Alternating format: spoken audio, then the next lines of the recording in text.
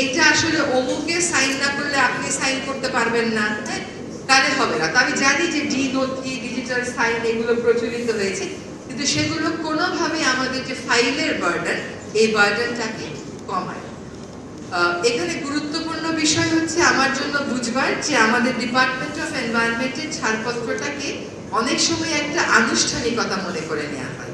যেটা সরকার যে প্রকল্পে হ্যাঁ বলবে, সেই প্রকল্পে ডিপার্টমেন্ট অফ এনভায়রনমেন্টের সাহস কি আছে না বলার। কিন্তু সেই দিন বদলাচ্ছে, দিন তো সবসময় একরকম থাকে না। তো এটা আমার একটা জিনিস ভালো লাগছে যে বিষয়ের গ্র্যাভিটিটা সকলে মিলে জাজ করবার একটা সুযোগ আসবে।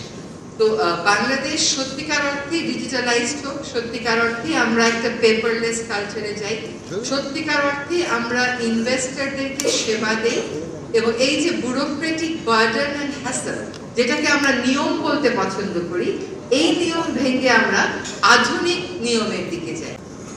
আমার এই 5 মাসের অভিজ্ঞতা হয়েছে শুধুমাত্র ফাইল নিচে থেকে উপরে ওঠার, উপরে থেকে নিচে নামানোর জন্যই একটা সিম্পল চিঠি 15 দিন দেরি। এই অনলাইন সিস্টেম যদি আমরা সত্যিকার অর্থে সরকারি অফিসগুলোতে করে ফেলতে পারি, এইটার দেখা দেখি, তাহলে আমাদের হচ্ছে ইন্টার এজেন্সি কোঅর্ডিনেশন, এটাও কিন্তু অনেক ইজি।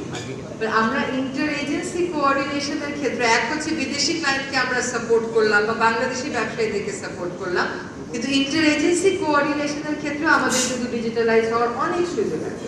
আমাদের আসলে একটা ডিজিটাল ব্যাকআপ ছিল, আর উপর থেকে নিচ থেকে যে উপরে ওঠে আর উপর থেকে যে নিচে নামে, এটা এমন একটা ক্লান্তিকর প্রসেস। নিচে যা লিখে দেয় মনে হয় তাই সাইন করে দিই, আর ফাইল করতে আমাদের ইচ্ছা করে। তো নিচ থেকে উপরে একবার সাইন করলাম, আবার দেখি 2 সপ্তাহ পরে ফাইল আমার কাছে আসে। তাহলে এটা আবার কেন আসলো? ওই যে আপনি লিখে দিয়েছিলেন অ্যাপ্রুভ, ওই অ্যাপ্রুভের বেসিসে এখন একটা চিঠি ইস্যু করবে, সেই চিঠিও আবার নিচে যাবে, আবার উপরে উঠবে।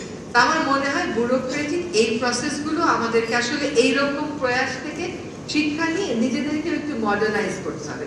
আমরা যদি একই নিয়ম কানুনের ভিতরে থাকি,